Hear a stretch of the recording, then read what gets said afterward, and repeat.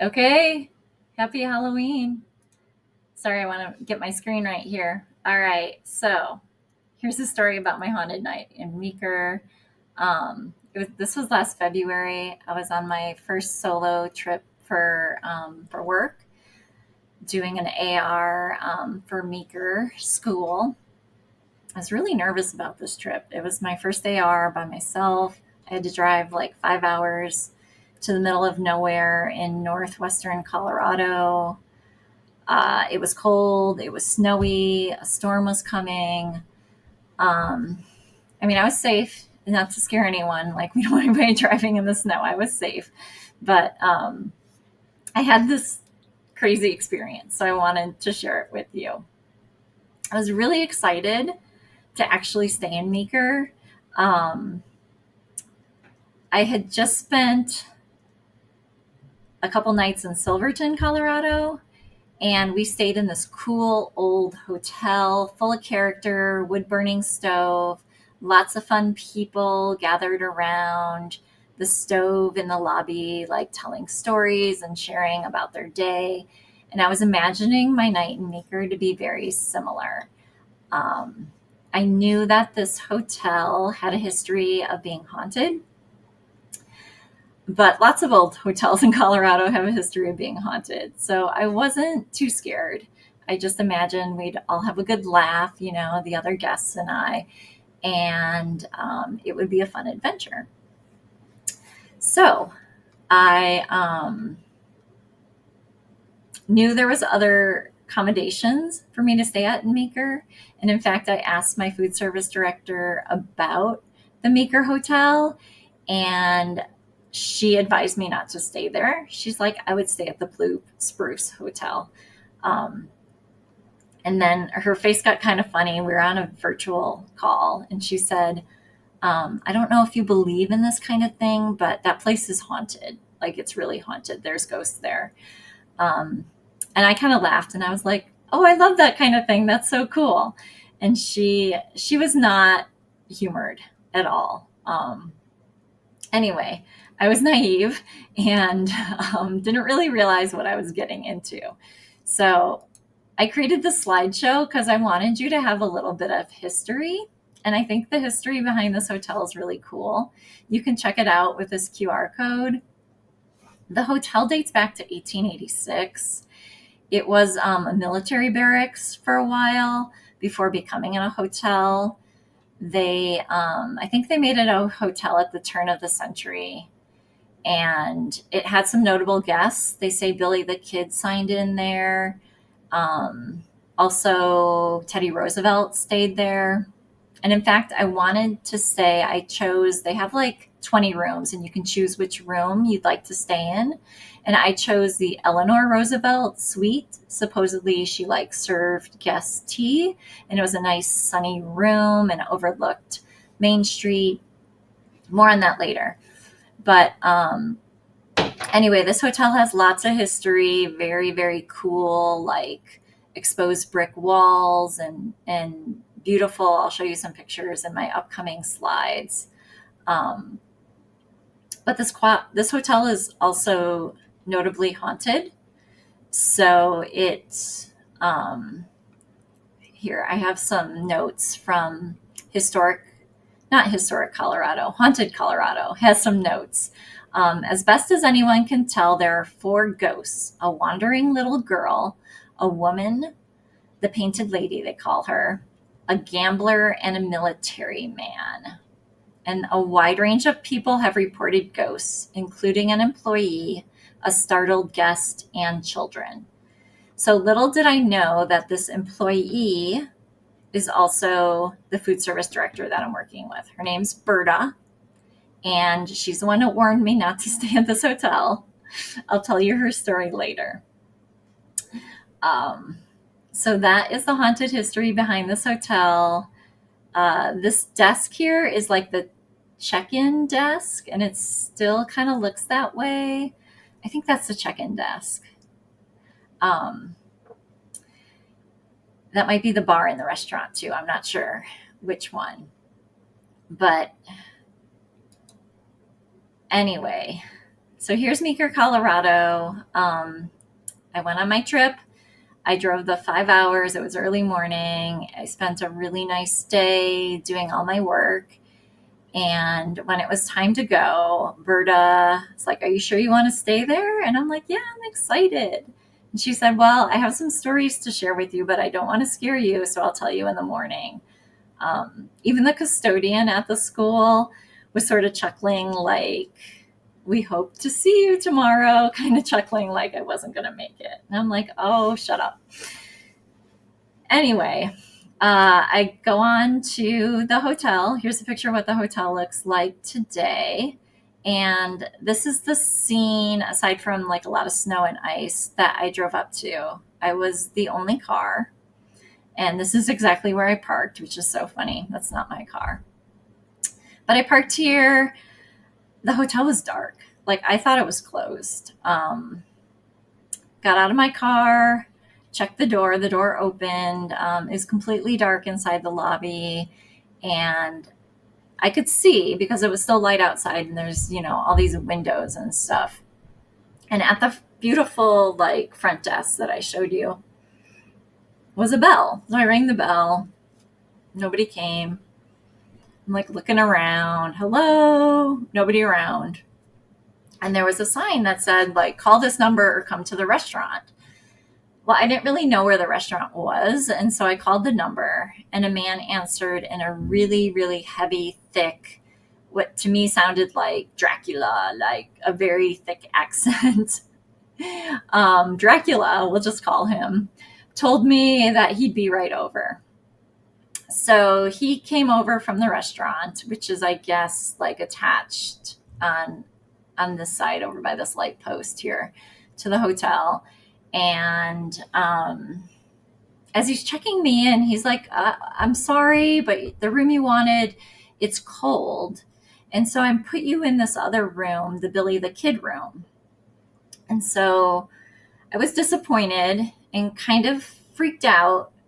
Kind of had this like psycho movie moment where he goes to get like the key for room 12 and instead gets the key for room 1. And I'm like, okay, this is kind of creepy. I'm not getting the room I wanted, the one that overlooks Main Street.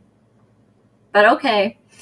It's not like he even asked, "Would you like a different, like, what room would you like?" Obviously the hotel was pretty empty. But at that time, I didn't realize that I was going to be the only guest at the hotel.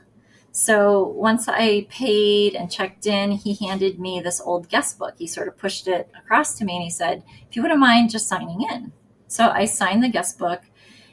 And while I'm signing, I noticed the last entry was like over a week ago. And then I looked at him, and you could probably tell I was scared. I'm like, "Am I the only person that's checked in for a week?" He's like, "Yeah, we don't get too many visitors this time of year." And I'm like, "Is anyone else staying tonight?" And he said, "Yep, just you and the spirits." And I'm like, "Oh God, okay." So I take my big dangly, keys that he gives me and go up these. Let me show you some pictures here. So next slide.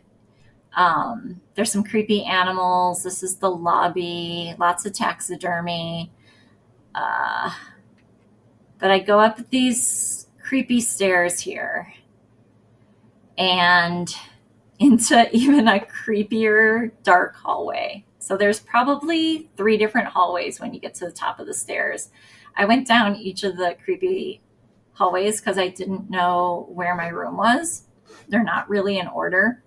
So I had to walk down all these dark, creepy hallways with like blood, kid you not, blood red carpet and like old, creepy, stained, peeling wallpaper. So finally, I find my room. It's at the end of this creepy hallway you see.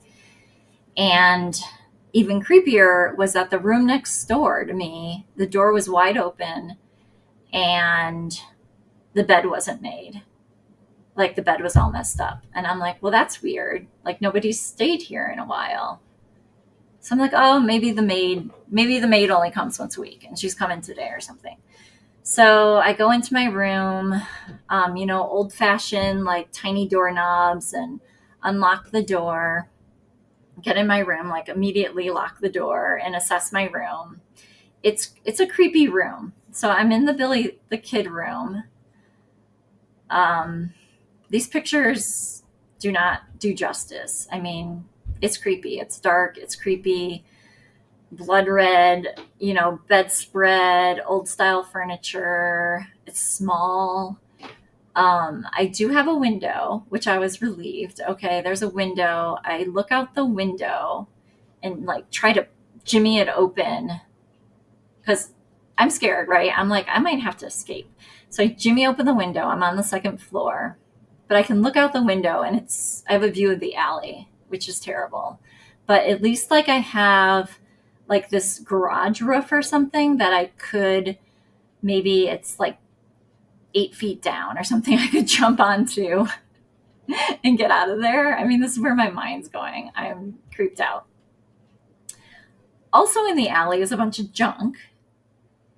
And in that junk is like a hot water heater with, I'm not kidding, a butcher knife, like a rusty butcher knife sitting on top of this hot water heater. And like the only way you would see it is looking down, like my view from the hotel room.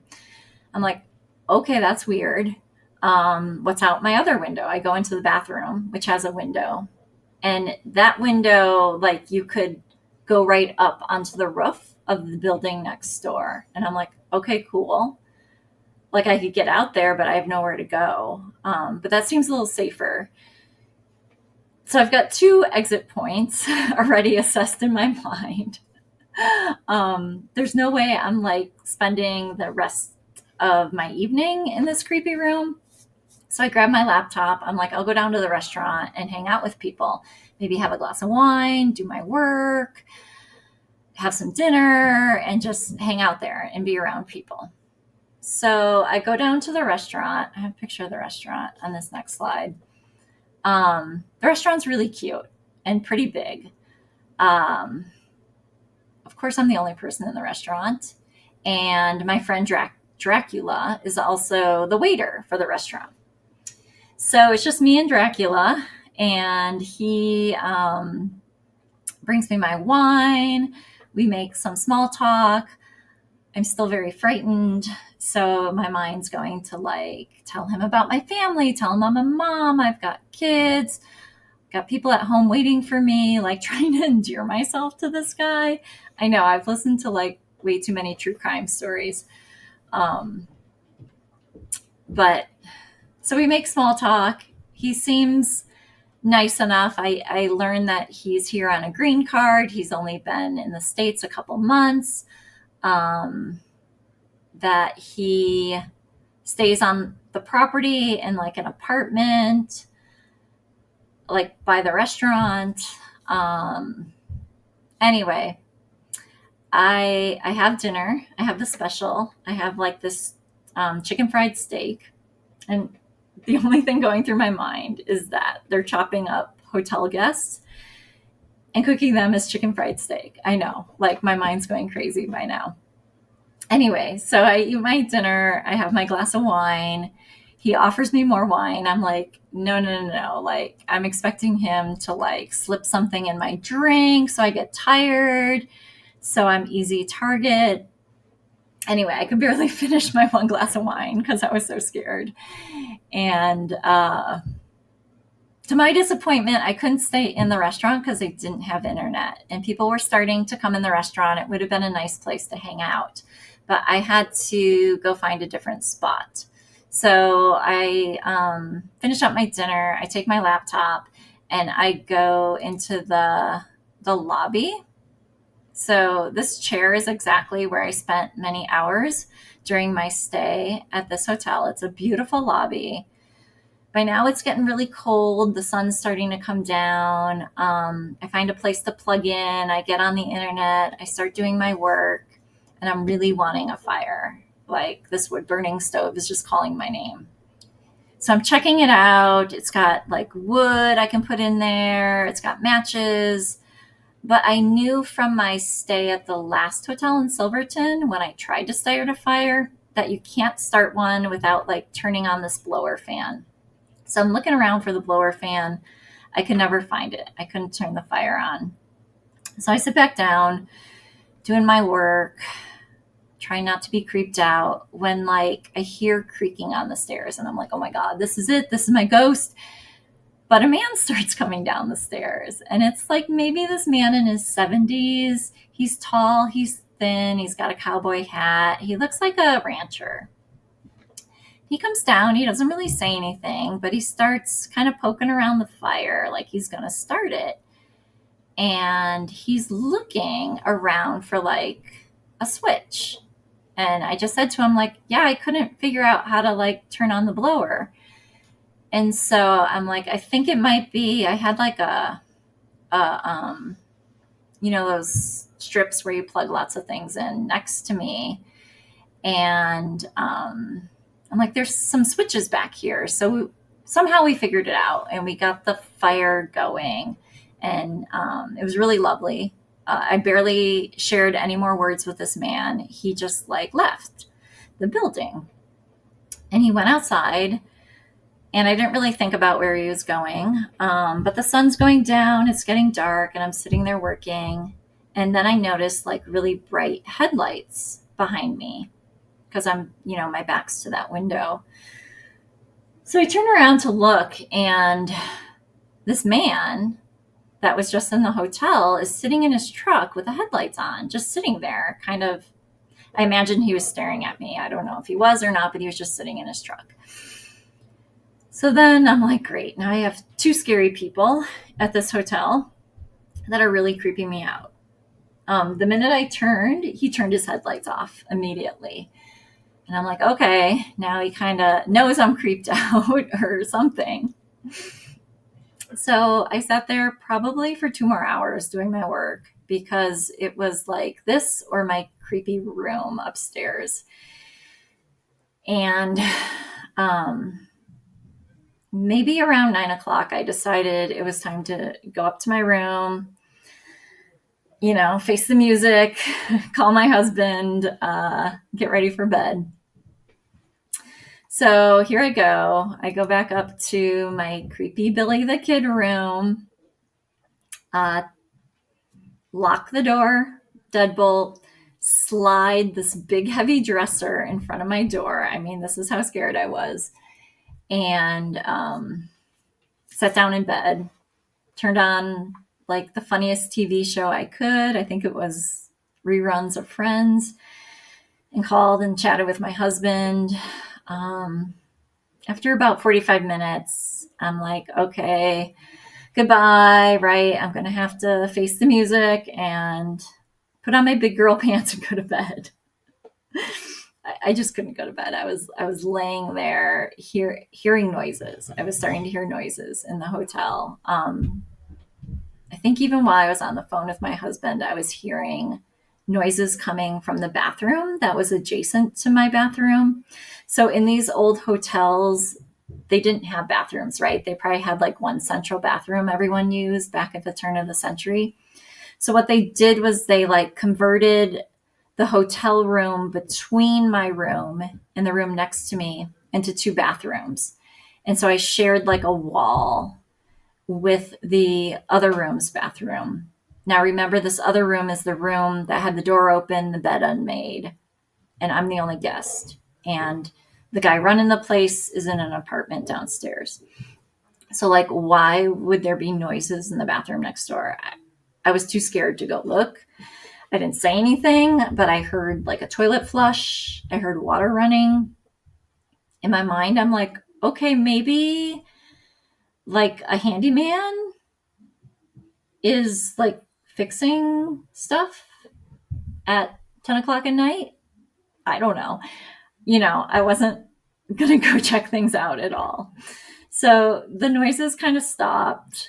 And then I could hear like a television, like it sounded like way on the other side of the hotel. And I'm like, okay, that's creepy too. Like, I didn't think anyone else was staying here.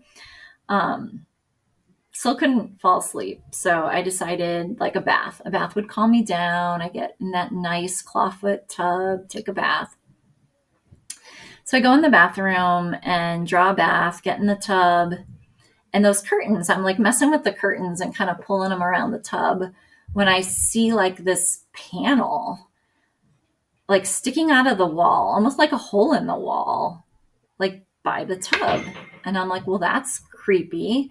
So then again, psycho movie brain clicks on where the guy has his peephole and he's watching the woman, get undressed and get in the shower. And here I am in the bath, and like every psycho moment and song is in my head. The like, anyway, I get out of the tub, go get in bed. Either my contacts or my glasses, I don't know, one of them I kept on. I'm like, I'm not sleeping blind. I'm going to be able to see things. I want to know what's happening. I even grabbed this bottle of perfume. Like, what's perfume going to do? I don't know. I wish I had hairspray, like aerosol or something. I just wanted something like my pepper spray that I could spray if somebody came into my room. I left the lights on. I did sleep with the lights on that night and somehow fell asleep. Probably 1 a.m. by the time I fell asleep. About 3 a.m, I woke up to what felt like somebody pulling the covers back, like behind me, and then taking their hand and running it along my back, like they're petting the whole length of my back. And I was freaking out. I also I've never had this before, but I had like sleep paralysis. I could not move. I could barely breathe. I definitely could not move. And I wanted to turn my head and look to see what was next to me because I was certain there was a ghost or something next to me, but I couldn't turn and move. And it felt like forever. Finally, I was able to like turn and move my head and see, and it was nothing. Like my covers were perfect. There was nothing there. I thought for sure there was a monster. There was Billy the Kid. There was a ghost. There was somebody sleeping next to me. I couldn't fall asleep after that. I might have fallen in and out of sleep, maybe got another hour, half hour of sleep. I was definitely up at like 5 a.m., packing my bags and getting out of that creepy room. I don't even think the sun was up yet. And I had nowhere to go. It was freezing outside. I couldn't go like sit in my car. There wasn't going to be any restaurants or coffee shops or anything like that open in this small town. So sure enough, I go back to my seat by the window. No fire this time, but just working away in the dark lobby on my computer. Still the only person, I thought, in this hotel until I hear somebody upstairs walking down the hallway and then somebody coming down the stairs. And it was that old rancher man that started my fire last night. And this time he had a border collie on a leash. And I'm like, well, that's weird. I thought I was the only guest. And they were very adamant. Like I even had to sign that pets were not allowed due to the historic nature of this hotel. Pets were strictly forbidden. Like, why does this man have a dog in this hotel? So, of course, a normal person would say, oh, I thought I was the only guest. Were you staying here? And, I didn't ask any of those questions. I don't know why. I can barely form words. All I could do was basically pet his dog and say hello, good morning, and your dog's nice. I think I might have gotten the dog's name, and that was it. The guy left. So I have no idea who this man was, or if he was the television I heard at night, if he was working on the bathroom. I don't know. If he was a ghost, I really don't know. I wish I would have asked more questions. I didn't even ask Berta about him when I went to the school. Um, I'll never know. So, yes, it was the night of just me and the spirits. I do want to add that when I got to the school, Berta told me her ghost story. So, Berta worked at the hotel for about 4 years. She worked in the restaurant mainly, but she also would do some housekeeping when they needed it. She stopped doing housekeeping and stopped working at the hotel because of her haunted experiences. She said that they'd hear noises, lights would go on and off, doors would open and close. Sometimes furniture would like rattle. She told me that there was a kid that wanted to play. And whenever you saw like change on the floor, don't bend over to like pick it up. That was like them playing with you. And if you did pick up the change, the ghost would start making noises and like poltergeist kind of stuff. Um, Her scary story was she was there alone vacuuming one of the rooms, or maybe in the restaurant, I'm not sure. But there was a vacuum. She was alone and she heard a very loud voice call her name. And so she turned off the vacuum and there was nobody. Like she was certain there was like somebody almost behind her. That's how loud the voice was. And there was nobody around. She was the only person. And so she's like, I would never be alone in that building. She quit working there. And basically, that's why she warned me about staying there. So it was quite an adventure. I was very, very happy. The next night, I was doing another AR in Craig, and I was staying at the very safe, comfortable, lovely Hampton Inn. I was never so relieved to stay at a Hampton Inn. I slept soundly. I felt so secure. It was so funny. I'm like, even telling the clerk as I'm checking in, I'm like, I just stayed at a haunted house and I'm so happy to be here. Like, thank you. Anyway, thanks for listening. I hope you enjoyed my spooky Halloween story. And now